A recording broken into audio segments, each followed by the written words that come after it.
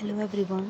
पिछली क्लास में हमने पढ़ा था, एक डेमो क्लास दी थी मैंने, जिसमें आपको मैंने केमिकल रिएक्शन, केमिकल इक्वेशन और जरा से एक एक्टिविटी के बारे में बताया था कि केमिकल रिएक्शन और केमिकल इक्वेशन है क्या। जैसे कि हमने पिछली क्लास में पढ़ा था, केमिकल रिएक्शन है चाहे केमिकल इक्वेशन है, वो हमारी डेली लाइफ से जो है जुड़ी हुई चीज़ें हैं, मॉर्निंग टू इवनिंग तक, ठीक है। जो भी हमारे नेचर से जो चीज़ें कनेक्ट हैं वो हमारे क्या आएंगे, केमिकल रिएक्शन एंड इक्वेशन। जैसे फर्स्ट है, milk is left at room temperature, iron tawa, grapes get fermentated, food is cooked, get digested in our body, will expire. ये सारी चीज़ें बताई थी। और एक हमने पढ़ा था कि अगर हम मैग्नीशियम रिबन को लें, ठीक है, मैग्नीशियम रिबन को उसको बर्न करना है हमने, ऑक्सीजन के कांटेक्ट में आएगा। जब ऑक्सीजन के कांटेक्ट में आएगा तो वो एक जल के जो है, जो उसकी राख होगी, उसको हम कहेंगे मैग्नीशियम ऑक्साइड। और मैग्नीशियम ऑक्साइड का जो कलर है वो भी वाइट होगा। और जब हम इसको बर्न करेंगे, ठीक है, जो इससे फ्लेम निकलेगी वो भी किस कलर की होगी, वाइट कलर की। बस यहाँ से यही क्वेश्चन होता है और बाकी क्वेश्चन नहीं आता है, ठीक है। नेक्स्ट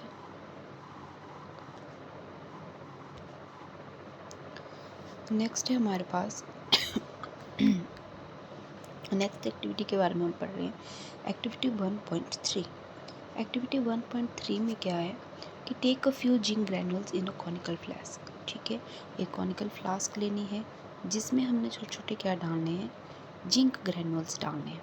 जिंक ग्रैनुल्स डाले, उसके बाद हमने उसको क्या करना है, हाइड्रोक्लोरिक एसिड ऐड कर देना, HCl ऐड कर दिया। जिंक में HCl डाला, जिंक क्या आ गया, एक मेटल आ गया। मेटल में हम क्या ऐड कर रहे हैं, HCl क्या है हमारे पास, एसिड। जिंक में जब HCl ऐड कर रहे हैं, हाइड्रोक्लोरिक एसिड ऐड करा, तो हमने क्या देखा कि जिंक क्लोराइड बन के फॉर्म हुआ, जिंक क्लोराइड बन गया। एक तो ये जब दोनों किसी भी दो सब्सटेंस को मिला के जो एक नया सब्सटेंस फॉर्म होता है, ठीक है, वो आएगा आपका प्रोडक्ट। और जो दो सब्सटेंस जो बनते हैं वो आप कहते हैं रिएक्टेंट। ये भी हमने पिछली क्लास में पढ़ लिया था। अब इसमें जिंक और क्लोराइड क्या है, जिंक क्लोराइड ये बना। अब बचा क्या हमारे पास, हाइड्रोजन। तो अब जो रिलीज़ हो रही है गैस, वो कौन सी गैस रिलीज़ हो रही है, हाइड्रोजन गैस रिलीज़ हो रही है। यहाँ तक क्लियर हुआ। यही पढ़ा ना मैंने एक्टिविटी 1.3 में। सॉरी, एक एक्टिविटी 1.2 है। 1.2 में टेक अ लेड नाइट्रेट, हमने क्या लेना, लेड नाइट्रेट लेना है। अब लेड नाइट्रेट में क्या है, ठीक है, लेड नाइट्रेट में सिंबल क्या है लेड का सिंबल है Pb। लेड का सिंबल Pb है। लेड नाइट्रेट कहाँ है, तो नाइट्रेट का सिंबल क्या है, NO3। ये आया लेड नाइट्रेट। अब इसमें ऐड करने के लिए कहा है हमें कि ऐड करना है पोटाशियम आयोडाइड सॉल्यूशन। पोटाशियम का सिंबल K, आयोडाइड का सिंबल क्या है, I। जब हमने लेड नाइट्रेट में पोटाशियम आयोडाइड ऐड करा, तो अभी ये कौन से एक नए जो सब्सटेंस है वो फॉर्म करेगा। तो ये सब्सटेंस कैसे फॉर्म करेगा, ये बना देगा एक तो लेड आयोडाइड, और ये बना देगा पोटाशियम नाइट्राइड, ठीक है। Pb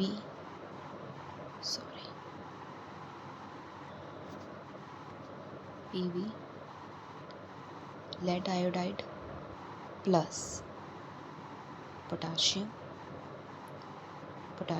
नाइट्रेट, ठीक है। दो सब्सटेंस फॉर्म हो रहे हैं हमारे पास, ठीक है। यही पढ़ा हमने। अब इसमें इन दोनों में से क्वेश्चन आपसे क्या बन सकते हैं, जैसे आपके पास मैग्नीशियम से क्वेश्चन बन रहा था, ठीक है। यहाँ देखिए आप,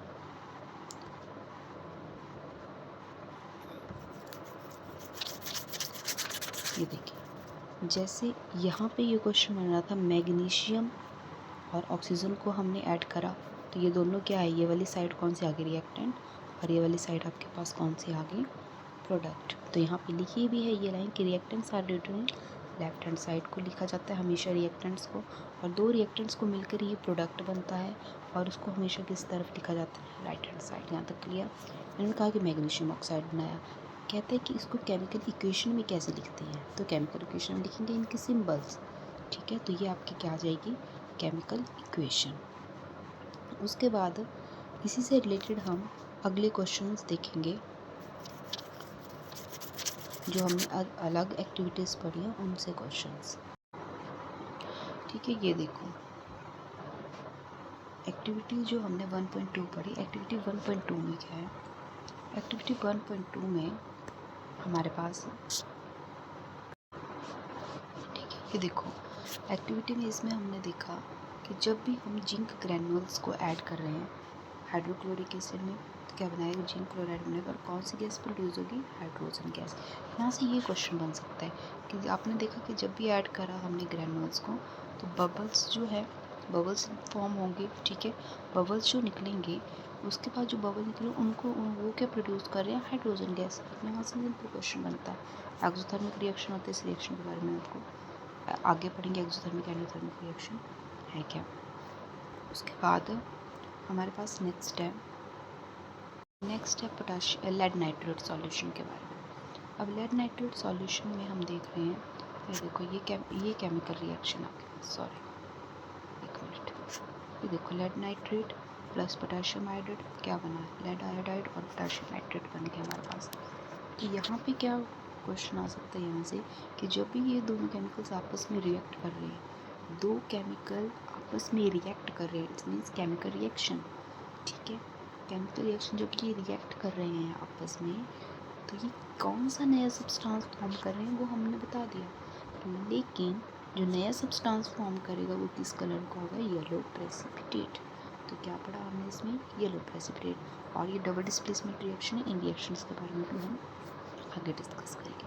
ये हमने 3 एक्टिविटीज़ पढ़ी। 3 एक्टिविटीज़ में हमने क्या पढ़ा, फर्स्ट पढ़ी हमने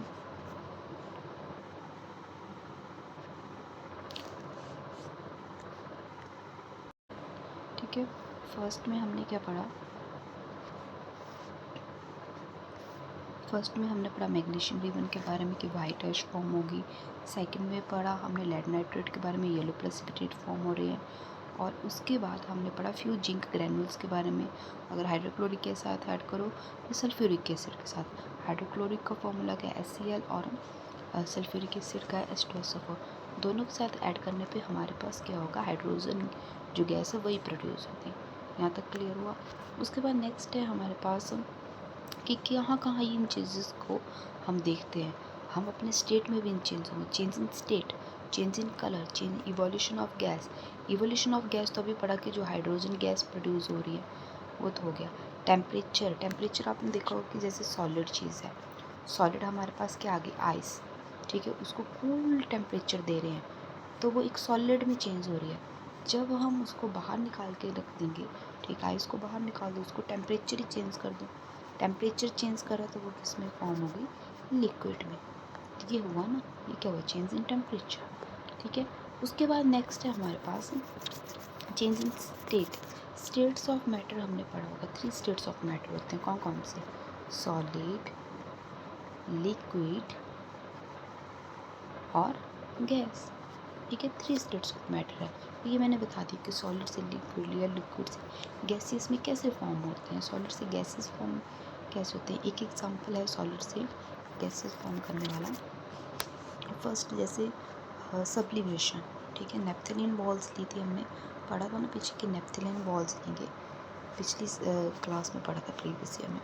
ठीक है, कि नेप्थलीन बॉल्स लेनी है। नेप्थलीन बॉल को हमने क्या करना है, ठीक है, नेप्थलीन बॉल क्या है, सॉलिड है।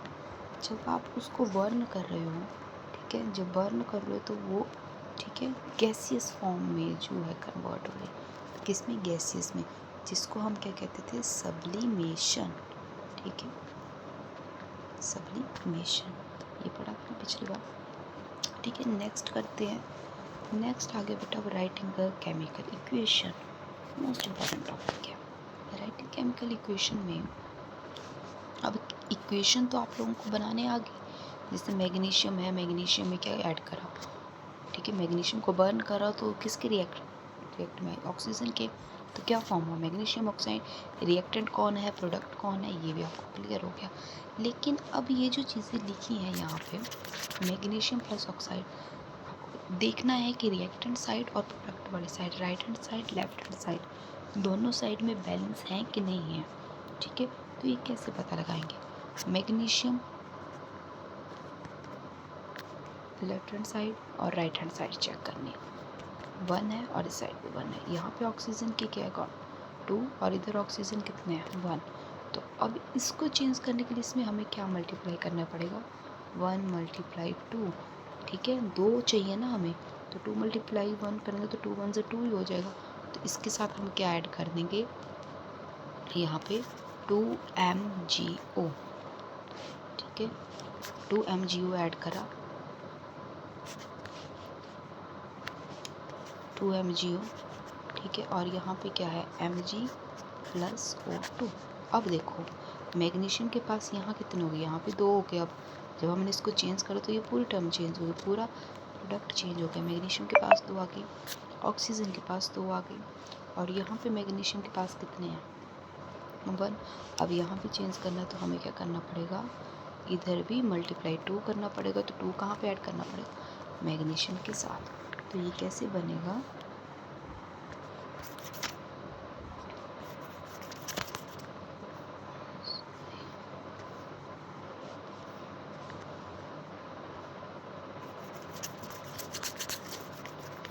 ये देखो यहाँ पे बना कैसे, मैग्नीशियम प्लस ऑक्सीजन MgO।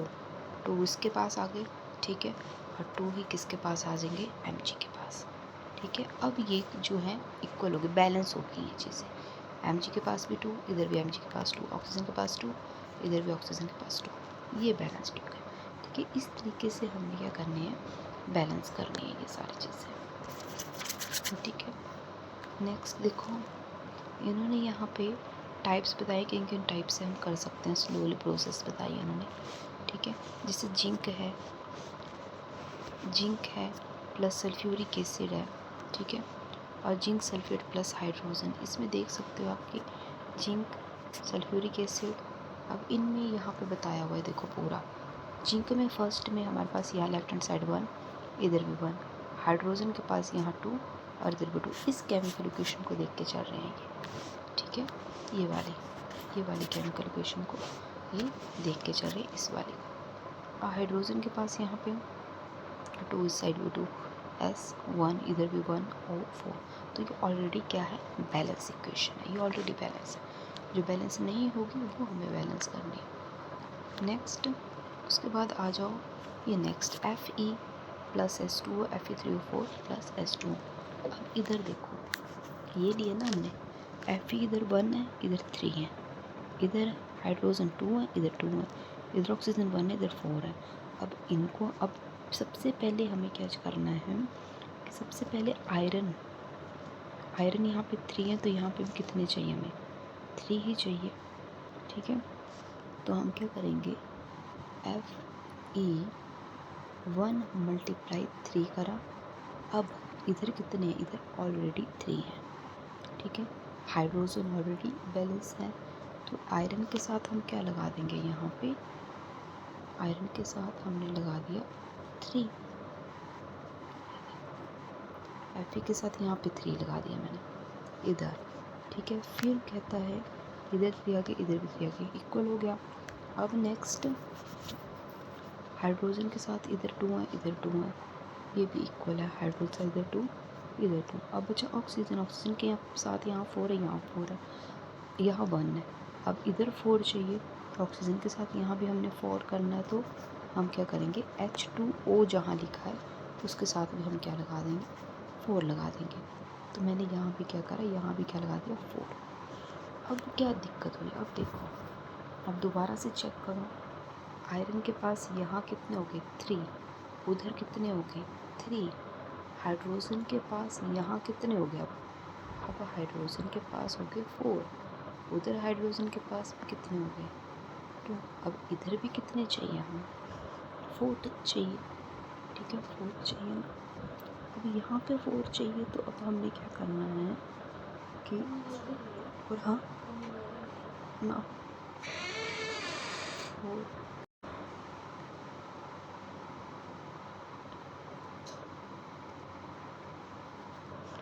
यहाँ पे 4 4 2 8।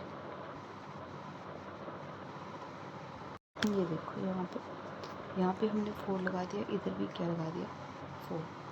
अब ये क्या बन गया 4 2 8। यहाँ हाइड्रोजन क्या बन गया 4 2 8। हाइड्रोजन के पास भी कितना आ गया 1।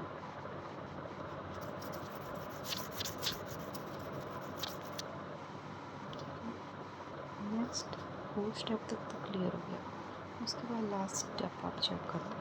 लास्ट स्टेप में आयरन के पास 3 कैसे लिखने हैं वो मैंने बता दिया। यहाँ 4 कैसे आएगा, इधर 4 कैसे आ गया, और ये हो गया आपके पास लास्ट में बैलेंस्ड। ठीक है, यहाँ तक क्लियर हुआ। उसके बाद नेक्स्ट और क्वेश्चंस देखते हैं, हम इससे बैलेंस से रिलेटेड और क्वेश्चन देखेंगे।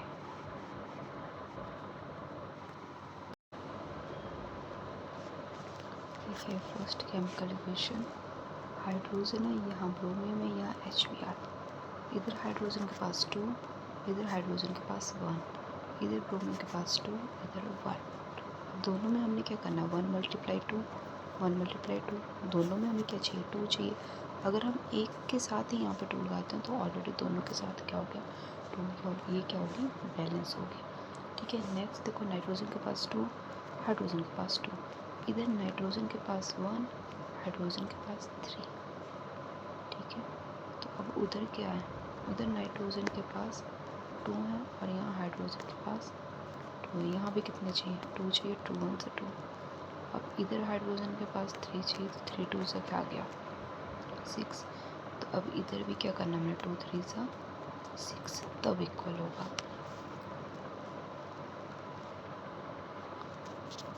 ठीक है,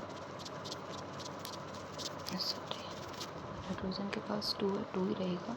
यहाँ 3 2 सा 6, हाइड्रोजन 6, यहाँ भी हाइड्रोजन 6, तब इक्वल आएगा। तब करना क्या है NH3। यहाँ पे भी क्या करें हम 2 लगा देते हैं इसके साथ। तो नाइट्रोजन के पास कितने हो गए 2, हाइड्रोजन के पास कितने हो गए 3 2 सा 6, कंप्लीट। अब इधर भी हमने क्या करना है 3 लगाएंगे नाइट्रोजन के पास। तो नाइट्रोजन कितने, सॉरी 3 लगाएंगे हम हाइड्रोजन के पास। तो ये कितना आ गया 3 2 से 6, हाइड्रोजन कितने हो गए 6, नाइट्रोजन कितना रह गया 2। ये हुई बैलेंस केमिकल इक्वेशन। ठीक है, वैसे ही हम नेक्स्ट, ठीक है, इसके बाद नेक्स्ट देखो अगला है पोटाशियम। ठीक है, पोटाशियम में क्या है, पोटाशियम 1 है, उसके बाद हाइड्रोजन क्या है, हाइड्रोजन 2 है, ऑक्सीजन क्या है 1 है। ठीक है, और दूसरी साइड नेक्स्ट प्रोडक्ट वाली साइड हम देखेंगे पोटाशियम 1, ऑक्सीजन 1, हाइड्रोजन 1। हमारे पास एक तरफ क्या बढ़ रहा है हाइड्रोजन। ठीक है, ये देखो KHO। ठीक है, लेफ्ट हैंड साइड और राइट हैंड साइड KHO। ठीक है, यहाँ पोटाशियम के पास 1, हाइड्रोजन के पास 2, ऑक्सीजन के पास 1, राइट हैंड साइड आओ K के पास 1, हाइड्रोजन के पास 1। अब चाहिए क्या, यहाँ पे हाइड्रोजन चाहिए हमेशा। तो यहाँ पे क्या करेंगे 2 1 से 2। तो हाइड्रोजन के पास किस वाली साइड, राइट हैंड साइड। तो यहाँ पे तो पूरी के साथ ही 2 लग जाएगा, तो पूरा ही चेंज हो गया। यहाँ भी कितने आ गए पोटाशियम भी 2 और ऑक्सीजन भी कितने आ गए 2। तब यहाँ भी चेंज करना पड़ेगा अगर बैलेंस करना है। तो इसके साथ में 2 लगा देंगे तो पोटाशियम क्या हो गया 2। अब यहाँ पे हाइड्रोजन के साथ क्या लगा देंगे 2, क्यों, क्योंकि ऑक्सीजन के साथ 2 चाहिए। तो लेकिन हाइड्रोजन किस में चेंज हो गया 4 में, तब हाइड्रोजन यहाँ भी चेंज करो। तो यहाँ कैसे चेंज होगा, ये देखो अब नेक्स्ट बताते हैं आपको। ठीक है, ये देखो आप यहाँ पे पोटाशियम के पास 2, हाइड्रोजन के पास ये, यहाँ पे बैलेंस हुई इक्वेशन। समझ आ गया, ये थी हमारी इक्वेशंस कैसे बैलेंस होती है, वो मैंने आपको बताया।